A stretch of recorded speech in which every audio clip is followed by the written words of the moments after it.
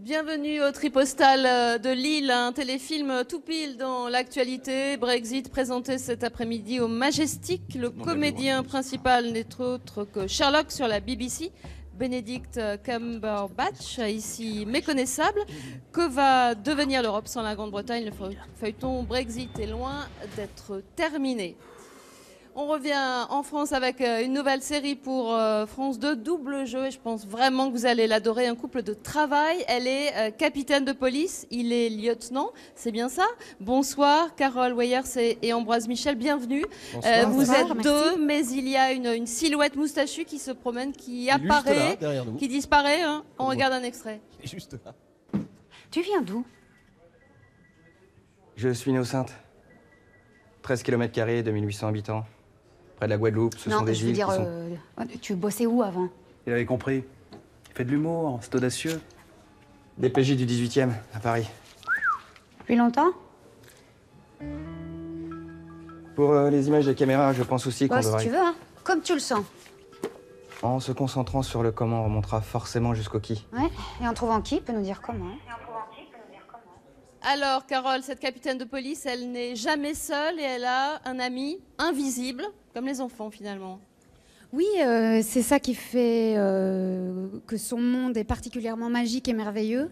C'est que à l'âge de 5 ans, elle a un ami imaginaire lui est apparu. Qui On l'a s'appelle aperçu, Jimmy. hein, il a une moustache un petit peu à la Hercule Poirot. Voilà. Clark Gable. Aussi. Elle l'a très bien imaginé, donc, comme vous avez pu le voir.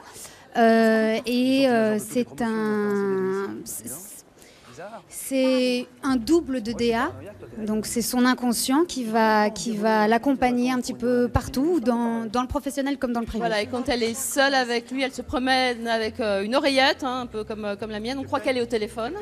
Et puis finalement, c'est le génie des scénaristes. Elle peut discuter avec lui.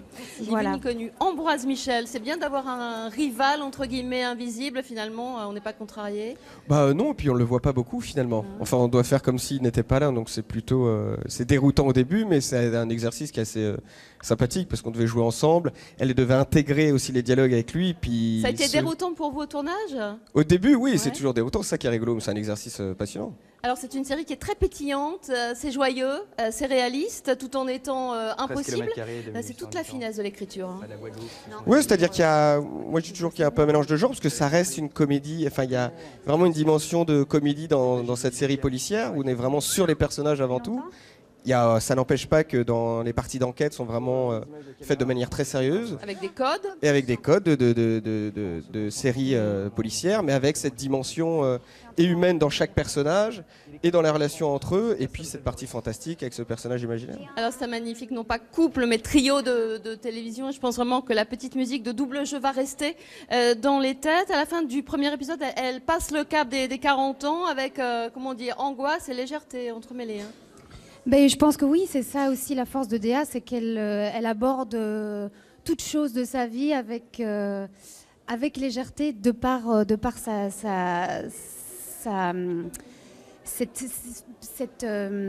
elle n'est jamais seule. Voilà, cette relation qui est absolument compliquée à expliquer. Hein. Mais oui, c'est compliqué, c'est merveilleux. Allez hop, merci, au revoir. Un petit mot, restez avec nous. Vous avez tourné à Bordeaux, c'est bien ça? Quand venez-vous à Lille? On a fait Bordeaux, Reims, Libourne, Épernay. Paris aussi, un petit peu Paris. Il y a un petit peu Paris, c'est ça, exactement. 3 jours à Paris. 3 jours. Vous serez les bienvenus à Lille pour ce couple bientôt à découvrir sur France 2. Merci beaucoup. Et on rejoint maintenant Pierre Langlais de Télérama. Bonsoir Pierre. Avant-dernière critique, déjà ça file à toute allure. Ce soir, vous nous parlez d'une web-série canadienne. Un format court, parce qu'on n'en parle pas beaucoup ici, mais il y a aussi une compétition de format court, 10 minutes par épisode, ça s'appelle Germain s'éteint. Et le concept est aussi simple, drôle que touchant. C'est l'histoire d'un quinquat. Sa femme est partie, vit seul avec sa fille ado, et il va réaliser qu'il est frappé d'obsolescence programmée. Alors c'est complètement absurde, mais c'est comme les téléphones aujourd'hui. Il est en train de s'éteindre, il est hors fonction, il ne fonctionne plus. On regarde un extrait. J'ai le regret de vous annoncer que vous souffrez d'obsolescence programmée. Vous savez, comme avec les cellulaires là, qui fonctionnent de moins en moins bien avant de complètement s'éteindre. Réalises-tu que tu as mis toute la sécurité d'une banque à terre sans laisser de traces? Et tout le monde dit que c'est le plus grand vol jamais exécuté. Là, je suis pogné avec 100 000 piastres que je sais pas quoi faire avec. Germain, À 16 ans, un papa, ça n'a pas de prix. Vous auriez pu attendre que je me sois éteint, là, avant de vouloir me remplacer. Puis même si tu penses que ce serait plus trippant avec un autre father, moi, je suis certain que je vais avoir du fun. Parce que je vais être avec ma fille. Alors évidemment, c'est absurde et donc souvent drôle, ça reflète nos questionnements sur l'obsolescence des objets qui nous entourent, mais ça dit aussi quelque chose de très émouvant sur une personne qui a plus de 50 ans se retrouve seule, sans emploi, et qui du coup, ça pose la question simplement de comment réagir quand on a un certain âge et qu'on se retrouve dans une situation de précarité.